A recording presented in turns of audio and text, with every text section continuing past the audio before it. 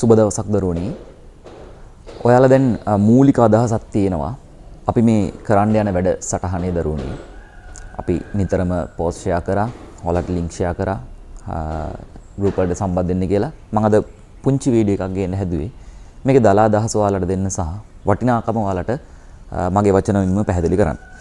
එතකොට අපි සැලසුම් කරා දරුවනි මේ වාරේ සාපෙළ ලියන දරුවන් වෙනුවෙන්, මේ සැරේ O level ලියන දරුවන් වෙනුවෙන් භෞතික විද්‍යාව පාඩම් සියල්ලම නොවැම්බර් මාසේ නිමාඩුවේ අපි සාකච්ඡා කළා, සම්පූර්ණයෙන්ම ආවරණය කළා දෙන්න. එතකොට ඔක්කොම පාඩම් 35ක් තියෙන 10 11. ඒකෙන් පාඩම් 15ක්ම තියෙන භෞතික විද්‍යාව. එතකොට ඔයාලට තේරෙනවා කොච්චර බරක් සාමාන්‍ය පෙළ විද්‍යාවට භෞතික විද්‍යාව වැටෙනවද කියන කාරණාව. ටර්ම් ටෙස්ට් ළඟ එනවා.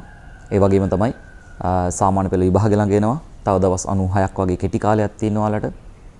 ඔයාලට පාඩම් කරන්න කෙටි කාලයක් තියෙනවා. අනෙක් සබ්ජෙක්ට් ටික බැලන්ස් කරගන්නත් ඕන. ඉතින් ඒ හැම එකම තීරණය කළා තමයි අපි මේ වැඩසටහන සංවිධානය කරන්නේ. අපි මේ අවුරුදු විතරක් නෙවෙයි දරුවෝ. දැන් අවුරුදු 9කින් තමයි මේ වැඩසටහන කරගෙන යන වැඩසටහනක්. ඉතින් ඒ නිසා අලුත් වෙමින් අත්දැකීම් එකතු කරගන්නමින් මේ වැඩසටහන සාර සම්පූර්ණ කරන්න අපි සූදානම් වෙලා ඉන්නවා. ඒ නිසා භෞතික විද්‍යාව පාඩම් 15ක් දරුවනි. දවස් දෙකක් අපි යනවා. අපිට එක දවසින් කරන්න බෑ. 10 වසරේ පාඩම් ටික අපි එක දවසක කරනවා. 11 වසරේ පාඩම් ටික ඊළඟ දවසේ කරනවා. දැන් ඔයාලා දිනක් දන්නවා නොවැම්බර් 20 සහ 21 කියන දවස් දෙක. උදේ 8 ඉඳන් හවස 2:00 වෙනකන් දරුවනි මේ වැඩසටහන සම්පූර්ණයෙන්ම කිරිබත්ගොඩ සියත් ආයතනයේදී පැවැත්වෙනවා. වැඩ පැහැදෙන දවල්ට අපි ඔයාලට දෙනවා ෂෝට් නෝට් එකක්.